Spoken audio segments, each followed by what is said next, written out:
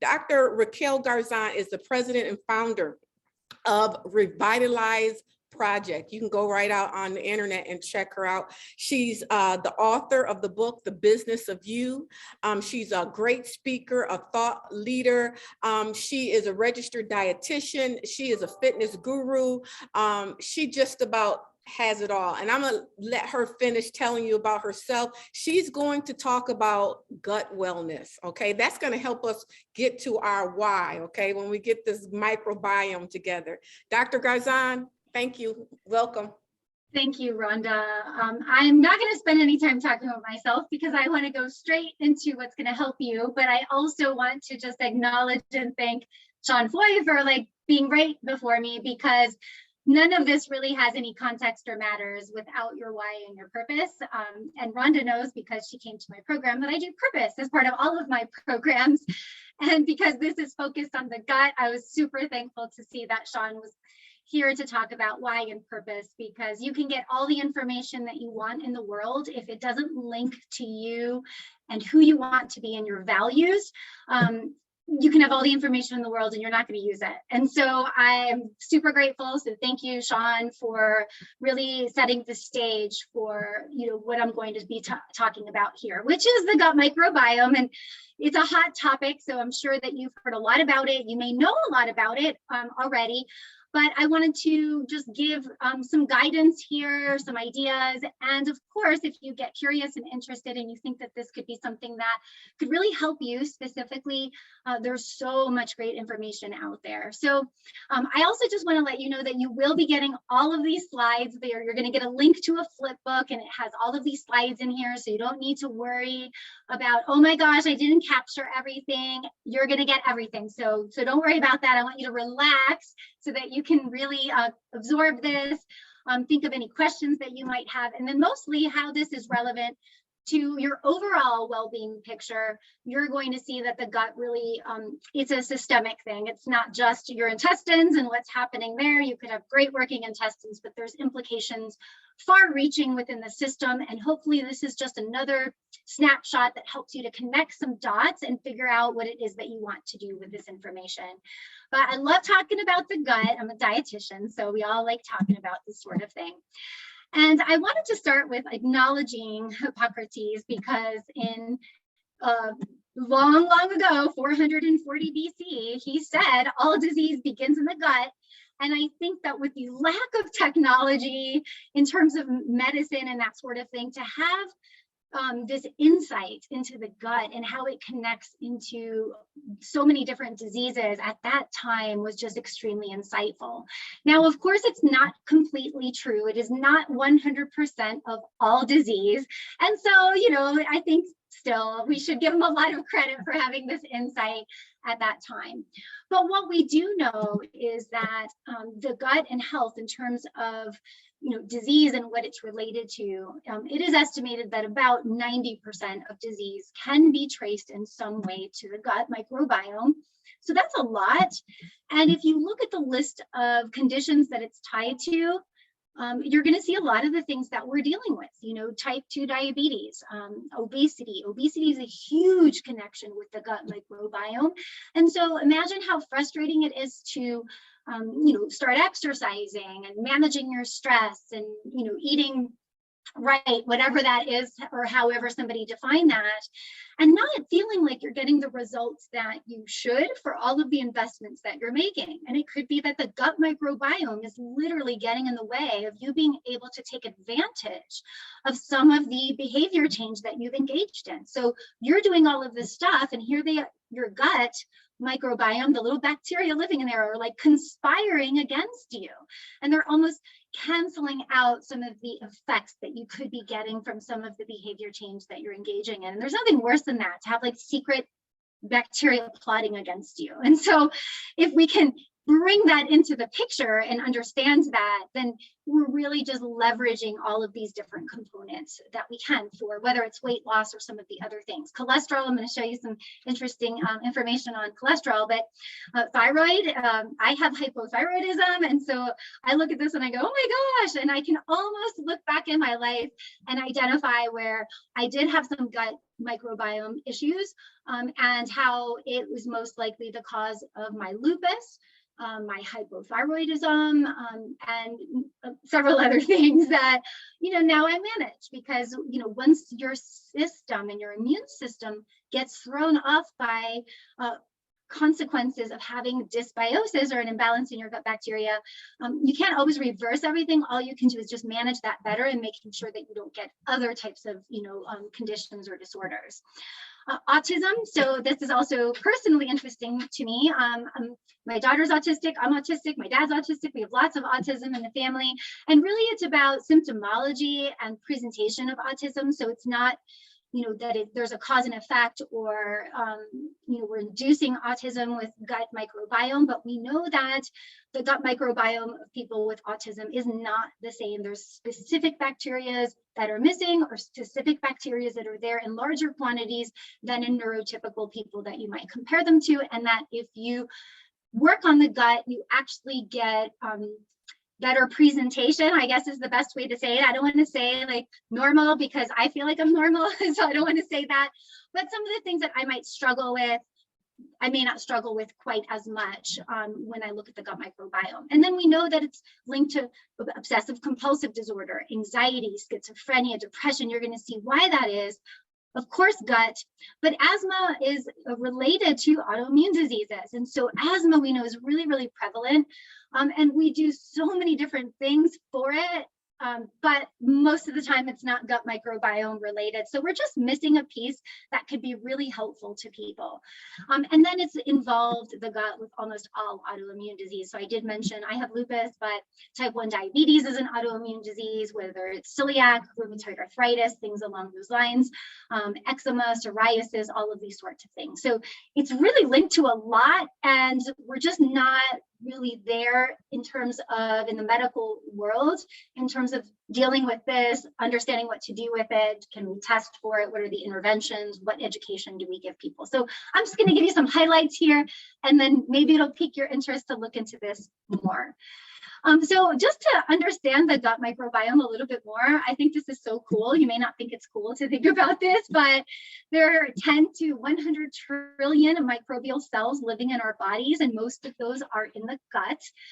We have over 10,000 microbial species in the human body, and we have more microbial cells than human cells.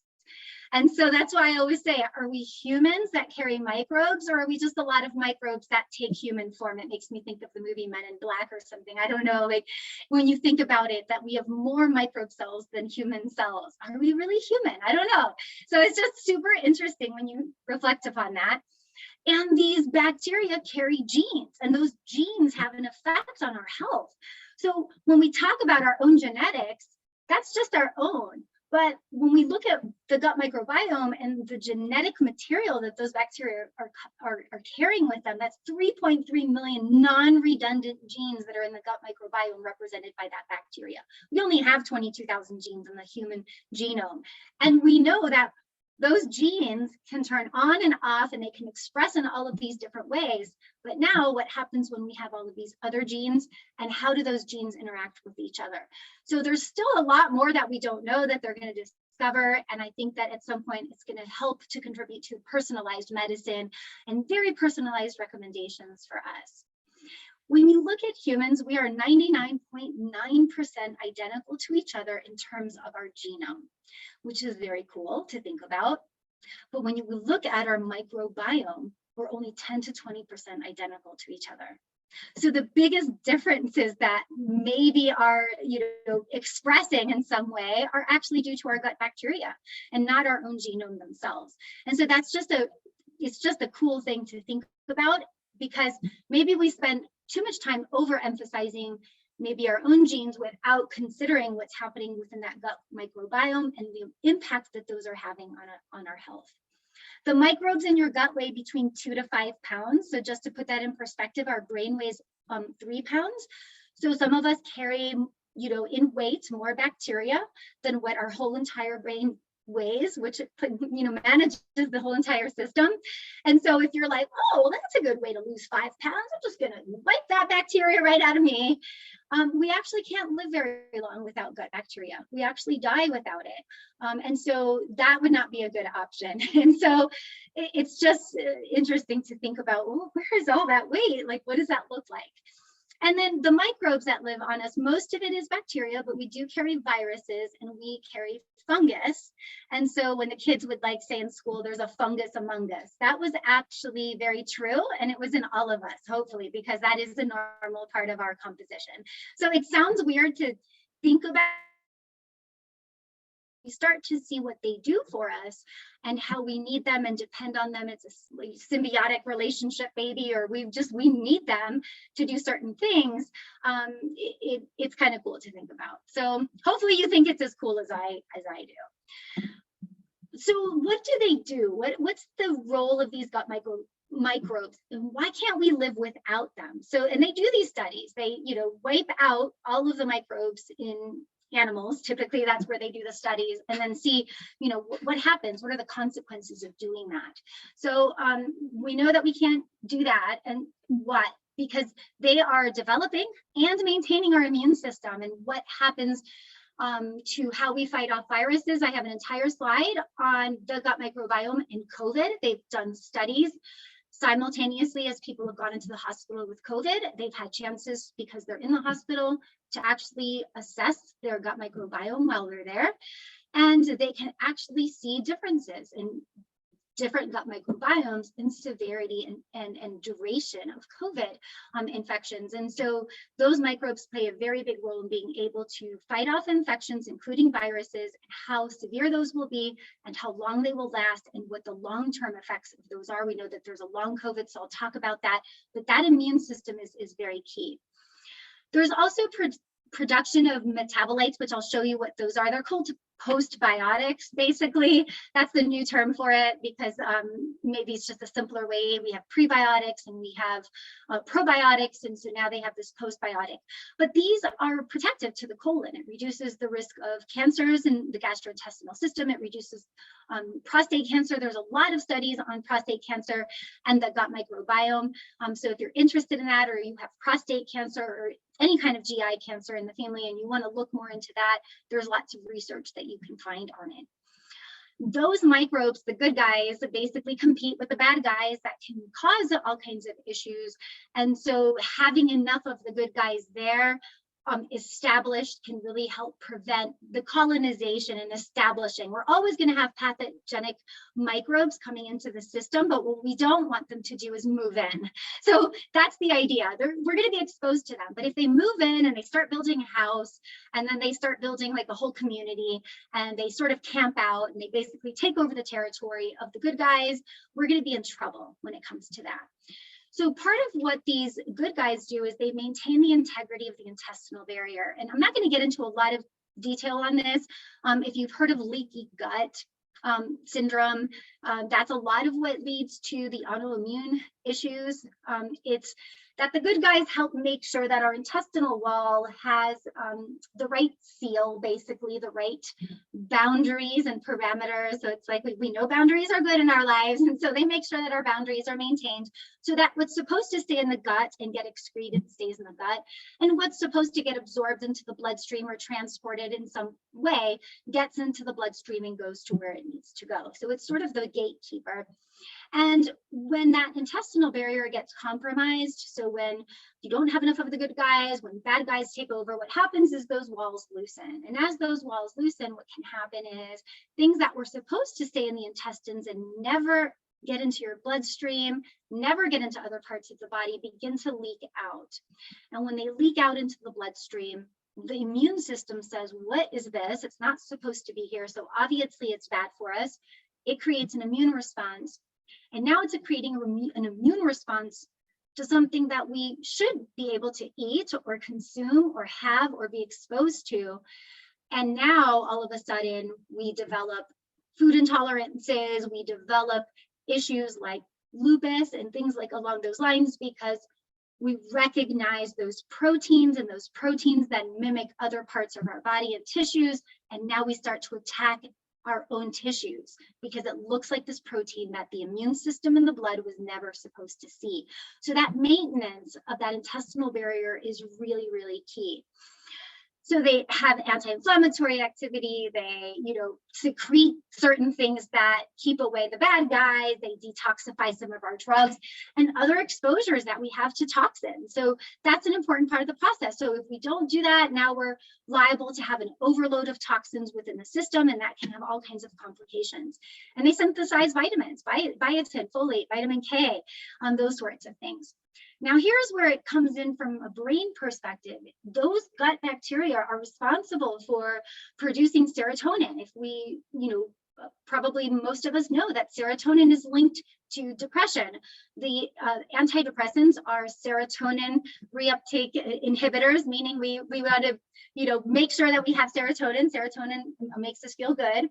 But 90% is produced in the gut. And so if we are not addressing the gut, we can't produce the serotonin, which then has an influence on our mood and our anxiety and our life satisfaction and those sorts of things.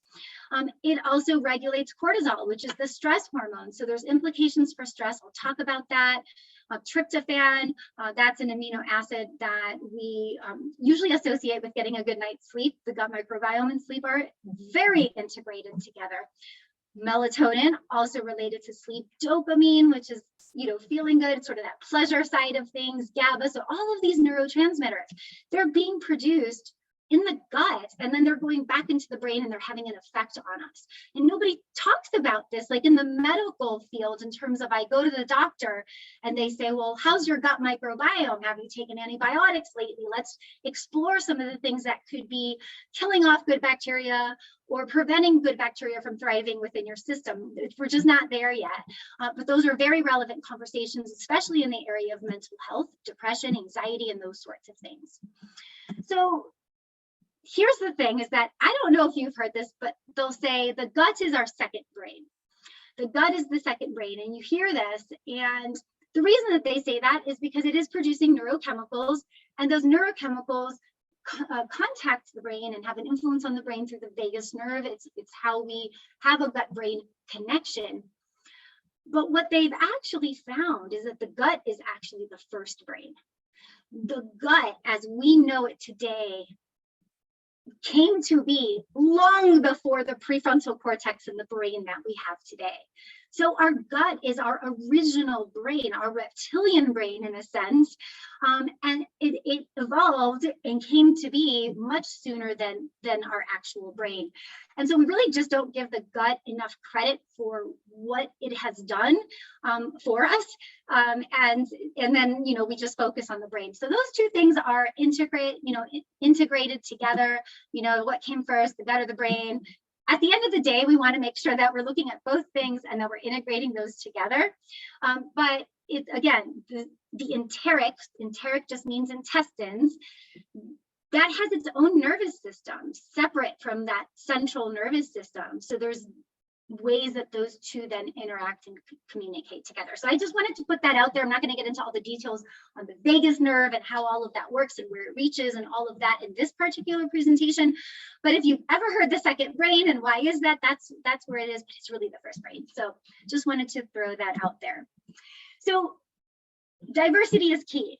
Now, I just want to throw that out there because we talk about diversity all the time, and we know that organizations with more diversity perform better and they're more profitable. So we talk about diversity so much within organizations, within systems, within communities, governments, schools, whatever that might be. And it's the same thing here in our gut. Diversity is the #1 protector to your gut. And diversity means that you have a wider range of bacterial species living in your gut. So it's not just how much do I have of good guys versus bad guys, but it's of the good guys that I have, if they're all kind of similar to each other, that might not be as protective as if I had a lot more of different bacterial strains. I'm going to show you what some of those bacterial strains are. So that diversity is key, and I'm glad about that. I just feel like it just reinforces this concept on how important diversity is. So I just put up just very quickly just some of the top things that reduce diversity and some of the things that increase diversity within our gut. within that gut microbiome. You're going to see some of the connections as to why this is, but you can see that it also aligns with a lot of what you hear out there in terms of our diet and what's healthy for us. So highly processed foods, sugary types of foods, a lot of high fat, especially saturated fats and animal proteins and fats, just tend to decrease diversity within the gut. You'll start to see a reduction of how many different species. And it's just really interesting because if you look at the research on animals, let's say gorillas, there's just really interesting information on them and what happens during a rainy season versus dry season, and access to diversity of foods and what they eat and how that influences their diversity of bacterial species, and how that changes and what the implications are as those change through just seasonal changes and what foods grow and what foods don't grow. And they do a lot of this work on different animals and studying that, but I'll show you just one example from a people perspective, what that looks like. And if you look at what increases diversity, of course, you're going to see some of the things that you've heard are really good. So fruits and vegetables, those are good for lots of different reasons, but they're also good for the gut microbiome. Nuts, red wine, so it's not just for these other things that you've heard about, it's also for the gut. Coffee and tea can be good, but basically what you're going to see is a trend towards more plant-based foods. But what's very key to diversity is also variety. So it's almost like diversity leads to diversity. And so diversity of the foods that I eat also creates diversity within my gut microbiome. And so I want to show you an example of people that have been studied because they have one of the most diverse gut microbiomes and the implications there. So the Hotspot people in Tanzania, they're one of the few true hunter and gatherer people still left who that's where they get the majority of their food. They have not been invaded by, sort of lots of things that influence our gut. And so they're just great people to study in terms of what's going on with their gut microbiome. They have one of the richest and most diverse microbiomes in the entire world. And so this is why they've been studied so much, 40% higher than what we have here in the US. And they have virtually zero rates of many of the conditions that are tied to a gut microbiome, allergies to things. So when you look at allergies to environment and just different things, that relates to our gut microbiome, obesity, cancer, heart disease, those sorts of things. They eat around 600 plant and animal species in a year. If you look them up, I mean, there's just so much information on them. It's really interesting. I didn't put some of the pictures. They eat a lot of monkey, and a lot of pictures are that, and can be a little gory. Like there's a little bit, if you're not used to that. So I tried to choose pictures that were just showing their lifestyle. They just have a lot of variety. It changes throughout the year, depending on what's happening seasonally, of course. There's differences between the men and the women because of what they have access to. The men tend to do more of the hunting. The women tend to do more of the gathering and the plants and the care at home. And so they actually have different microbiomes, the men from the women, from their immediate activities that they do, and maybe the food that they have access to. But overall, in general, it's very diverse. They get 90% of their food from the hunting and gathering. So what's really important to notice is they do not actually grow things. They don't cultivate, they don't do agriculture, they domesticate zero animals whatsoever. It is literally, it's living so many years ago of what they can find, instead of I find it, and to make it easier on myself, I'm going to plant it here so that it can grow and we can have a more stable food supply. They do not do any of that. 70% of what they eat is from plants. They do eat different, game meat of what they only use bows and arrows to hunt. It's just a fascinating thing to look at, but we see the implications of what happens when you start to lose some of these the access to just the natural things that are growing, that variety, the things that I can find. We have a lot of variety, but we have a variety of a very processed types of foods, very agricultured type, genetically modified types of things that have been grown in very specific ways. And it's more homogeneous from that perspective. So I think that's just an interesting insight to think about. I love this stuff. So now you know about that. So I want to focus on the idea of what kinds of foods should I be looking for. Hopefully it aligns with maybe things you've heard before about what's healthy to eat. A lot of these same things are going to help with apart from this, weight, diabetes, cholesterol, anything else that we might be trying to address. So it's not like this is going to be in conflict with other things and you're like, oh, what should I do? Eat for my gut or eat for this other thing. Typically what you should find is that there's a lot of overlap in all of these sorts of things. So what you'll see here is that fiber and some of these foods that I've mentioned, it's food for your gut bacteria.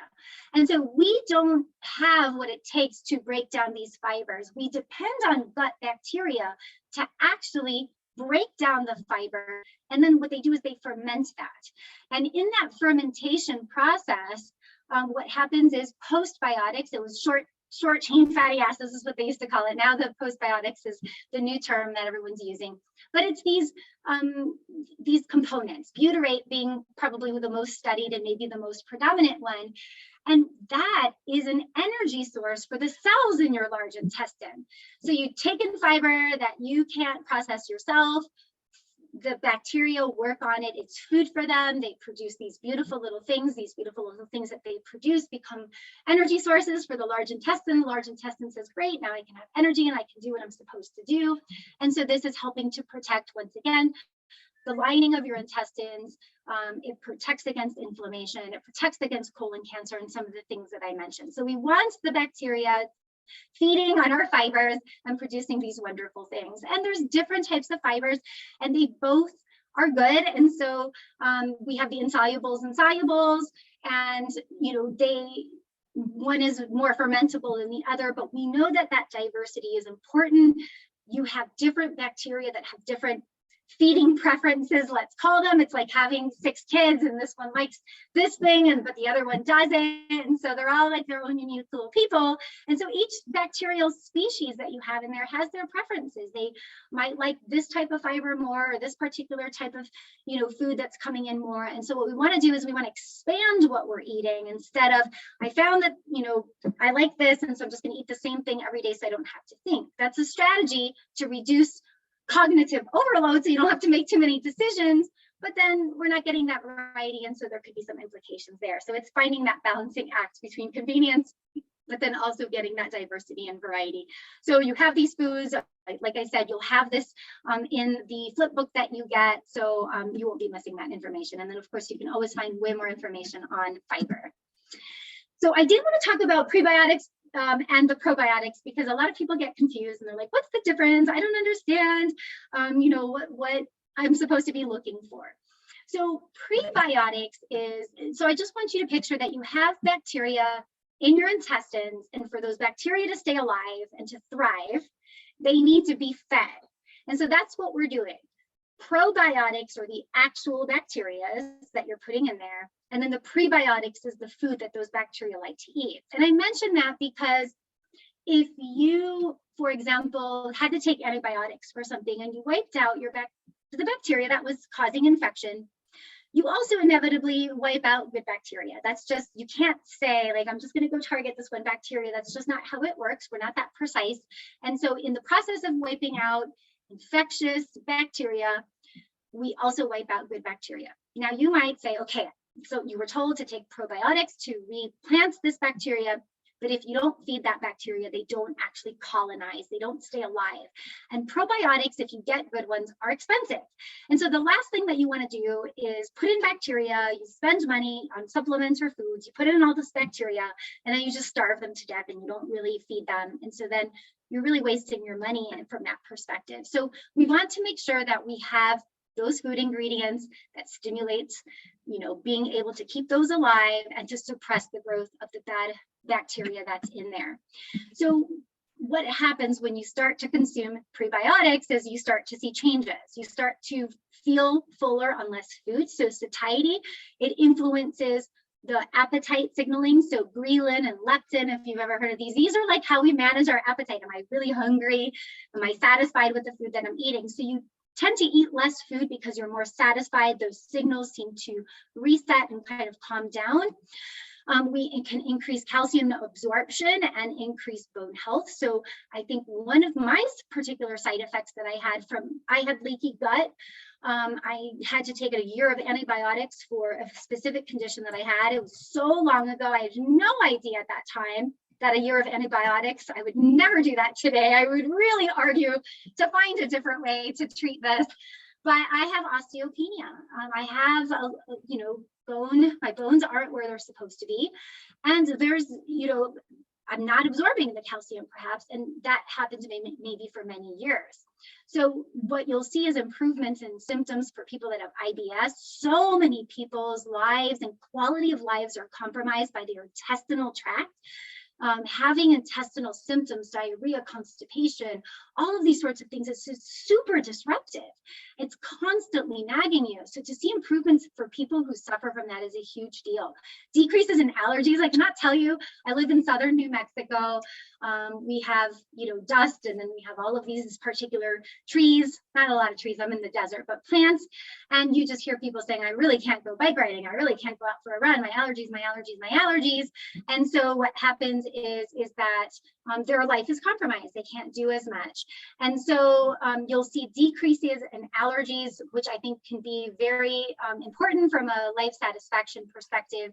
And then skin health, urogenital, all kinds of, systems, but reductions in glucose, reductions in cholesterol and inflammation with prebiotics. And so it's really just something we overlook, I think.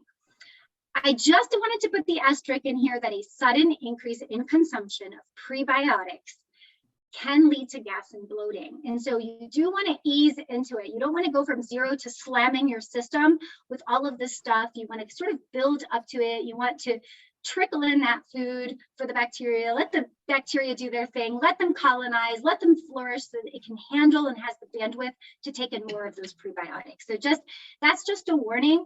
Just so you know, eating fibrous food does cause more gas, and gas isn't bad. So I'm just going to put that out there. Like, gas is not like a negative thing. It's actually a sign of positive things. And so if you need me to write a note for home to say, like, this person is consuming more fiber and therefore will have more gas, it's just a normal part of that process. Then there's fermentation going on, then that those bacteria are doing their job. But when it gets to the point of causing bloating and pain and cramping, we don't want that. But having gas is completely normal. And I would love to normalize it where I'm like, yes, that is a sign of, a healthy diet, but we're just not there yet. So I'll have to wait for that day.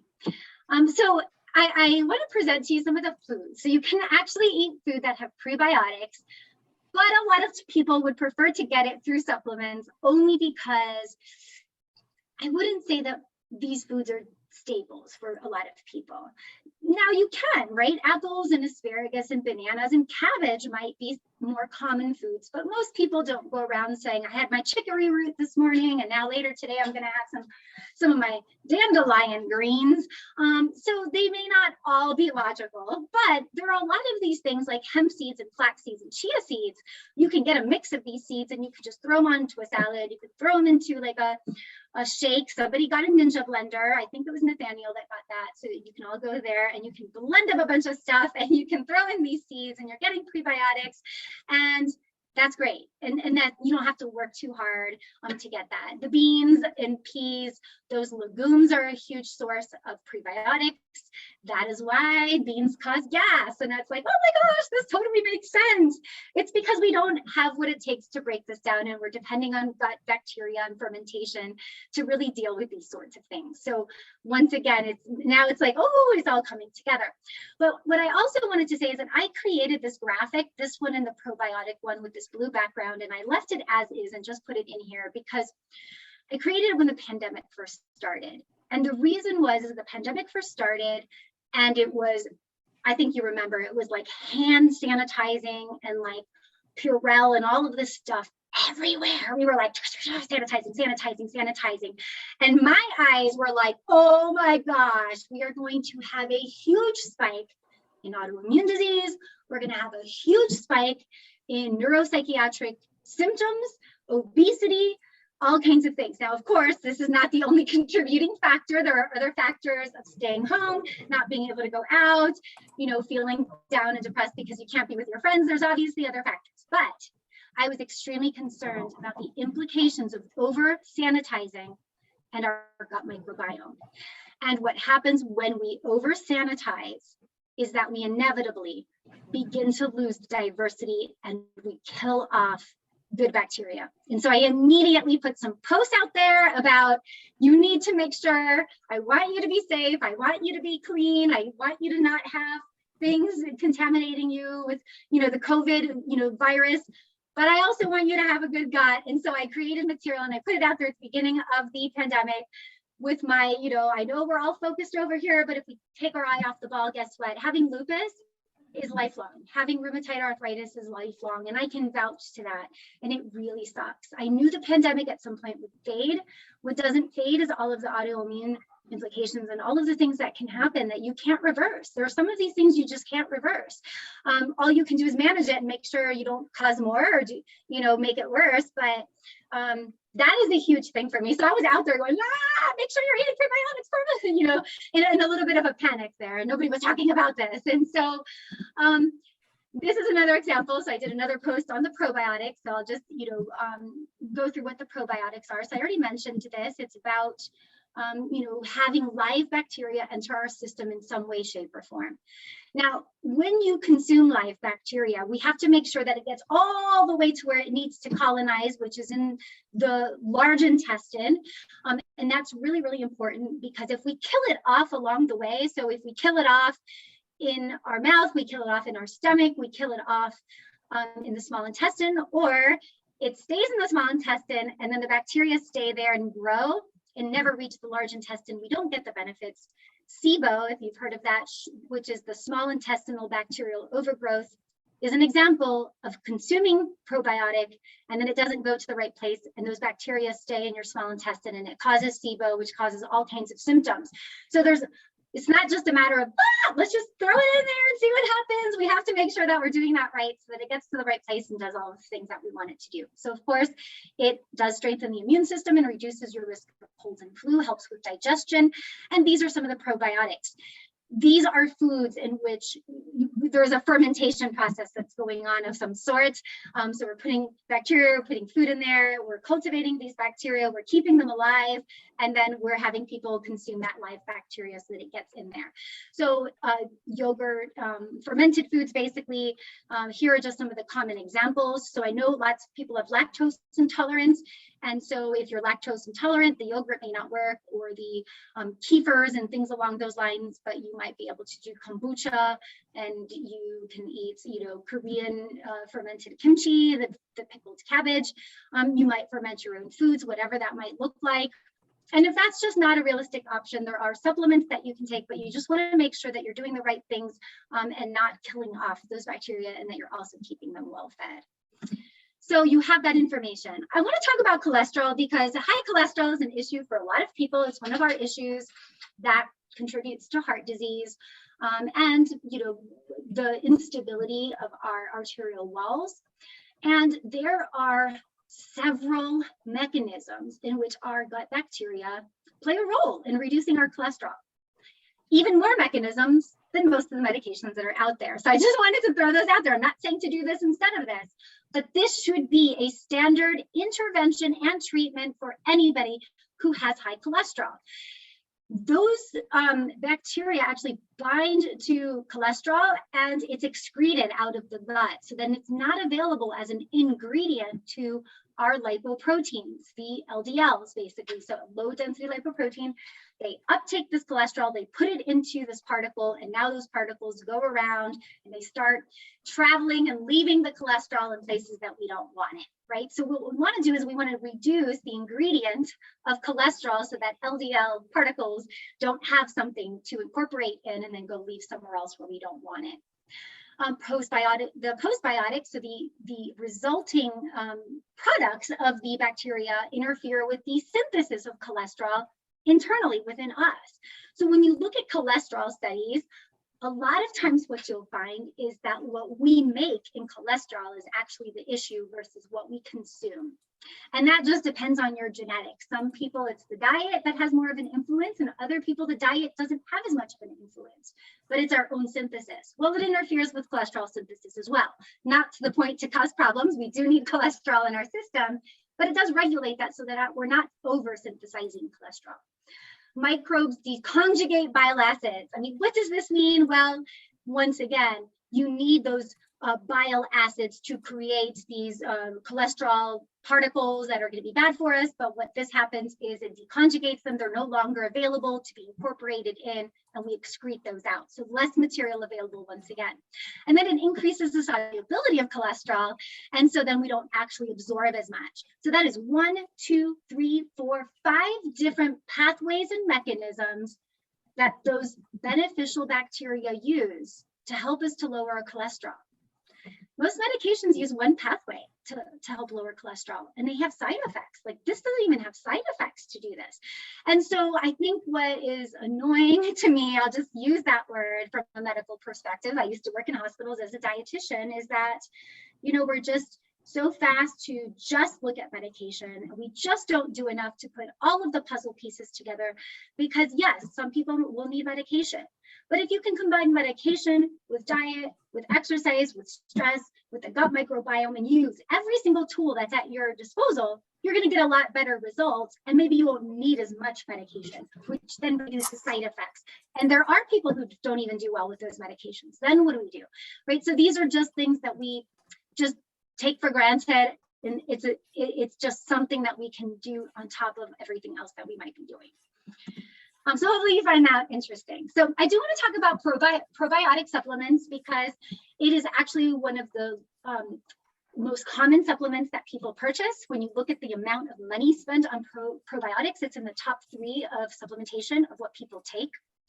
But I also want to make sure that you understand everything about what you're getting yourself into. So first of all, like all supplements, they are not FDA regulated, which means that the quality or what they say is in there may not be in there. And so it really needs to be a reputable company, and that's always hard to find. And you might have to go to these consumer report lab places to see, they go test these things and see if what's in there is really in there, and if there's toxins and other things they didn't report, blah, blah, blah.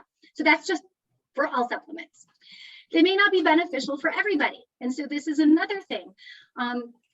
Everybody's different. And so you could be taking probiotics and it might be that those aren't even the bacteria that you need. That's not what you're missing. You have other things going on. And so because you have these other things going on, you're not really doing anything with these. You're killing off your bacteria. They're not thriving. You have other things going on. You keep killing them off. I don't want you to waste your money. So that's why I'm trying to present all of these different scenarios.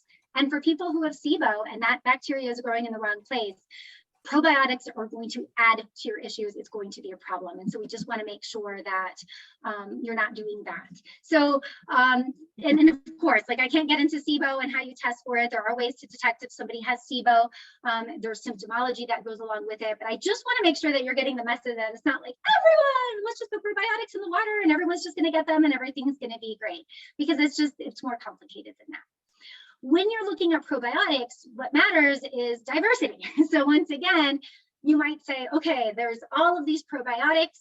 Man, this one is $80 and this one's only $20. And you go, okay, I'm going to get the $20 one.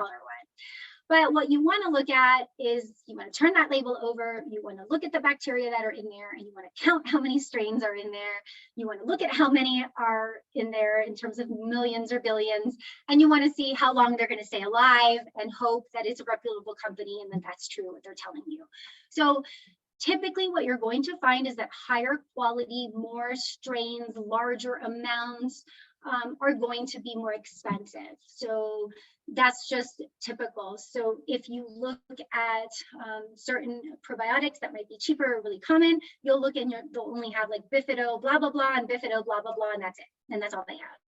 And so those are 2 strains. What if you already have enough of that? That's not really what you need. And so just diversifying and increasing that is going to be more helpful. There's also targeting what you're trying to do. What are you trying to do? And so if I'm working with someone and they have diabetes, there is a particular strain of bacteria that you want because it specifically helps with glucose and insulin. And so that's what you want versus like, I'm taking all these probiotics and I don't see a difference, but it doesn't happen to have the one bacterial strain that really targets this. And you're going to see when I show you this, it's super cool to see that these little bacteria, like the role that they play in your life and what they target and what they do is just such a cool thing. So there are refrigerated does increase the likelihood that those bacteria stay alive, but they have gotten great technology in terms of shelf stability and making shelf stable ones that don't have to be refrigerated and they still stay alive. So you want to check how many are still going to be alive by the use date, and then you want to make sure that you're not taking those probiotics with something that's going to kill them. So it's generally recommended not to use hot food, like don't have it with your hot tea and your hot coffee. Don't take it with orange juice and things that might compromise the encapsulation of the probiotic itself, and then you've killed off all the bacteria before it even has a chance to reach the large intestine. So that's sort of what's there with the probiotics. And and I can't see the chat, so if you have questions and stuff, I'll circle back to that as I go through this. So if you have questions, hold on, put them in the chat, and then we'll look at those. So I just wanted to show you this, and again, you don't have to take a picture or anything. You're going to get all of this information, but you can start to look at, oh man, if I have, allergies, one of the components that can really induce allergies is casein, which is a product of milk. So it's not the lactose, it's the protein casein. And I never would buy a probiotic that doesn't have the Streptococcus thermophilus. Now, if I pronounce that correctly, I don't know, but I'm doing the best that I can. So I look for this one because I just think that's an important one, especially because allergies are so common, and you may not have overt allergies. You may have just enough allergies that it's just causing malaise, fatigue. You're just feeling, you're just more prone to other things. You could have a low grade of these allergies, and then it's affecting other things. It's showing up in another way. So if you've had recurrent yeast infections, there's something for that. If you have peristalsis issues, which you'll see in some diabetes, which is food sits in your gut. You've lost a little bit of the mobility of moving food through your gut. Now the food sits there. I know it's kind of gross to think about, but there's rotting of that food because you just don't have that movement. Then this particular, if you can't address or fix some of that right away, this is just something that you can take that can help prevent those sorts of things. This is the good one for antibiotics. This is good for people with constipation. This is good for people with immune system issues, skin, allergies, digestion. If you've got wheat issues. So I don't have celiac disease, but I have gluten intolerance. And so this might be something that you take just in case you accidentally get a gluten contamination when you eat something. That way you at least have that, and the symptoms that you get from the wheat intolerance may not be as bad because this bacteria helps you out a little bit. So you can just see, the differentiators here. Instead of just randomly getting things, it's, teeth and gums. And there's certain bacteria that really help support that because we have bacteria in our mouth. We have bacteria through the whole intestinal tract. We have it in our skin. And so there was a time, because of the lupus affects my skin. I was having some issues and I bought a topical probiotic that helps to keep colonizing or recolonizing positive bacteria within my skin itself. And so again, what are you trying to do? And making sure that whatever you do makes sense and plugs into this. So you can see that, again, bowel and digestion. Let's see here, leaky gut, calcium absorption. So if that's interesting to you, which it is to me, cavities, UTIs. So the reason that I took a year of antibiotics is I have a urinary issue and I was getting chronic UTIs, and that was a treatment way back a long time ago, about 30 years ago. And so I got this year of antibiotics, but now I take a probiotic that is specific to supporting my urinary system. And it has been amazing the difference that that's made in terms of preventing versus taking antibiotics, which yes, it does prevent UTIs, but now look at all of the other things that I'm dealing with. And so it's making sure that you explore these sorts of things that could help you, even if it means that you still have to take some other things that could still be helping you. So, and I just wanted to point out the blood sugar one and the obesity one. So balanced blood sugar, encouraging a normal body weight, is this Lactobacillus gasseri. And so you're not going to find that in your, cheapo, 4-strain type of probiotic. And so that's where you get online and you start searching, and then you start looking for that probiotic that has that particular strain in there. You can go on Amazon. They have lots of different probiotics. They typically have a picture of the label, and you can start to look at some of those and figure out what it is that you want to try out. So just a couple of other things, because again, I don't want you to put in bacteria and then kill it off. So these are just some of the killers of microbes. antibiotics, I've mentioned that. So sugar is not something that beneficial microbes want to eat, but it is something that our bad bacteria like to eat. And so every time you eat these sugarly, overly processed foods, your good bacteria are like, hey, hello, when are you going to feed me? And then meanwhile, your bad bacteria are having this big old feast, and they are producing harmful chemicals that are actually damaging and causing inflammation within the intestinal system. And your good guys really are outnumbered. They're not fed, and they can't do anything about it. Artificial sweeteners. So I'm just going to say it's not all of them. There are studies on aspartame, saccharin, and sucralose specifically that have been shown to cause these the killing off of our beneficial microbes. Now, I can't speak. You might ask about stevia. I use stevia. There may not be enough studies yet to know yes or no around, monk fruit sweetener and some of these other ones, or even sugar alcohols. If there's information out there, I didn't see it and find it, and it might be out there, and that just might be me that I didn't find it. But if you're interested in that, or you have a particular artificial sweetener that you want to look up and see if they've done any studies on that, you can. But we know that this has implications. And I remember when they first produced a study that said, these artificial sweeteners, they seem to contribute to diabetes and obesity, even though we're substituting it for the sugar, and there's something with insulin, and there's something going on. The something is the gut microbiome. That's what's going on.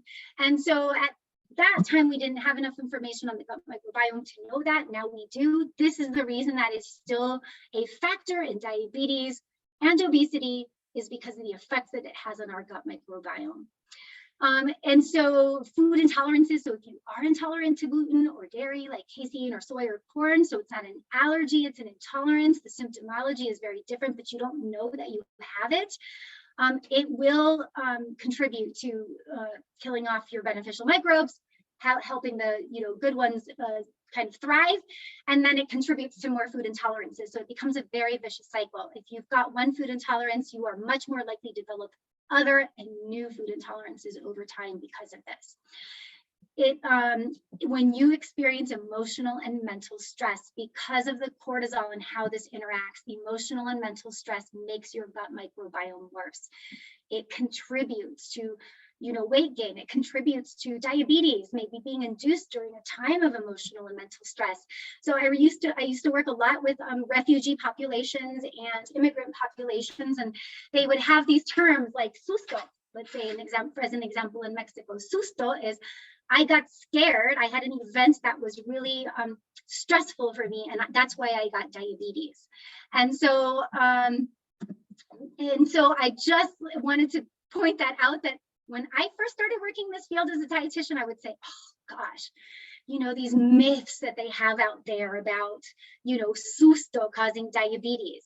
Well, it kind of does. Susto then increases the cortisol. It has all of these things, kills off the gut microbiome. And guess what? We develop some of these things. And so intuitively, they knew that susto, or stress, or the representation of something stressful going on in my life, leads to these sorts of conditions. So they really knew what they were talking about from that perspective. And I apologize to anyone that I may have poo-pooed about that early on in my career. I was not taught these things. And so alcohol, except for red wine, can kill off those beneficial bacteria. So again, too much of that drinking. Yes, we can improve cholesterol with some alcohol, but we can also improve cholesterol with probiotics. Yes. And so I don't know, I'm getting these messages for breakout rooms. I don't know what's going on there. So I just wanted to say that in case anyone was getting those same requests for breakout rooms. And so lack of exercise. So exercise is a supporter of beneficial bacteria. Over sanitation, disinfectants, pesticide, washing dishes by hand and having just small amounts of soap that you have not rinsed off will kill off gut bacteria. And so the same things that you're using to remove bacteria, if you start to ingest those things, it's going to kill off good bacteria. So you really want to be careful and be very precise with how you use these things. Smoking, a lack of sleep and poor quality sleep contributes to it. So lots of different things. I mentioned the animal proteins, and there are medications that kill off beneficial microbes. So the constant use of antacids, laxatives, ibuprofens, the Advils, the Motrins, if you're chronically using those, you want to address the underlying issues, because that's going to interfere with your gut microbiome. Birth control interferes with the gut microbiome. So you might see the development of autoimmune disease. It's more common among women. Why is that? what's going on. And so when you start to look at these connections as why autoimmune disease is more common among women, and then you start to look at some of these factors that are specific to women, you start to see some of those connections. And so again, I just think that's super fascinating. So what supports our gut microbiome? We want to know how to help it. So getting dirty, getting down and dirty. So natural dirt and soil, gardening, farming, getting your hands dirty in the soils. The soil typically is going to have more representation of the bacteria we're supposed to be exposed to. Inevitably, it gets, just like we contaminate with sanitation products or pesticides, we also can contaminate with good stuff. So getting out there and getting dirty. Also the pets, so I just want to mention the pets are on the other side. Pets are good because if they go outside, then they're the ones getting in the dirt and soil, bringing it back to us, and then that is also helpful. So of course, the probiotics, I already mentioned this, exercise supports beneficial bacteria. So once again, Sean talked about exercising, not just for the body, but for the brain. I have a whole thing on that, and now we can add the entire gut microbiome and what's going on with our bacteria. You might just be exercising to support your gut. And if that's what links into your purpose and your why, then great. So there are many reasons to exercise beyond the stuff that you just typically hear about every single day. When you can then also combine exercise with relaxation activities, yoga. Yoga is probably one of the best things that all of us could do for ourselves in terms of our parasympathetic nervous system, our gut microbiome, cortisol levels, getting our emotional brain to calm down, having access to a rational brain. It's going to open up creativity, problem solving, all kinds of things. Literally, it should just be prescribed to everybody. Tai Chi, Qigong, rhythmic types of soft movements that get us in tune with ourselves and our environment. All of those sorts of things are real great supporters of the gut microbiome. So again, relaxation, deep breathing, and calming. You might just be doing it for your gut. Great. It doesn't matter exactly why you do it, as long as it supports you in some way so that you can live a higher quality life and have the impact that you want to have. Water is also very important. So there's research to show that when we don't drink enough water, it doesn't have the cells don't have the support to do what they want, the bacteria. And so we want to just make sure we do that. Polyphenols, so you hear about them, antioxidants, right, for other things, but it's specifically they support these good bacteria and getting a good night's sleep. When you miss getting enough sleep, just for one night, I'm not talking about chronic sleep deprivation, just one night, there are implications. You eat more food, you increase cortisol, you don't burn as many calories. That's just the next day. That's just the next day. Now you add that up with chronic sleep deprivation, and what ends up happening, sleep makes your gut microbiome worse. Your gut microbiome now doesn't produce melatonin in the same way, and it actually interacts with the entire circadian signaling in your brain, and now you can't sleep, and now you have a bad gut, and then that contributes to bad sleep, and it's a very bad vicious cycle that we want to interrupt. So now you have that information, and I'm just going to end here with the COVID piece. The gut microbiome is a factor in the severity of COVID infection.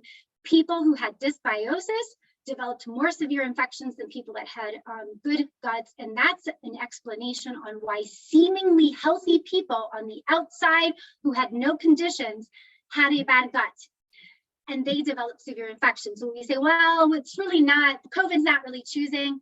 It is choosing.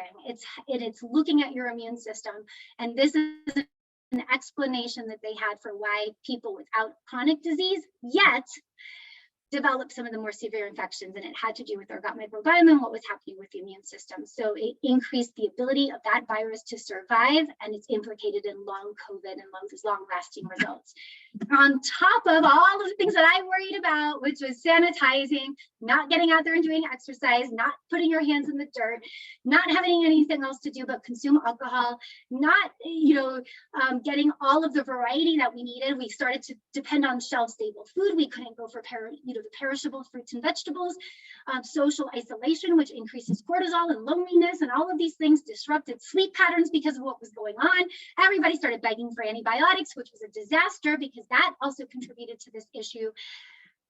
But the good thing is more people adopted cats and dogs, and so at least we got one protective factor. So that's where I wanted to end that. I know we're right there on time.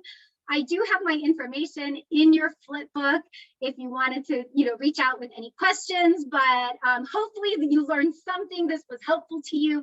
And most importantly, you took away something that's going to make you think about how to integrate it with everything else you've learned and know and your goals of what you want to do. So thank you very much to everyone.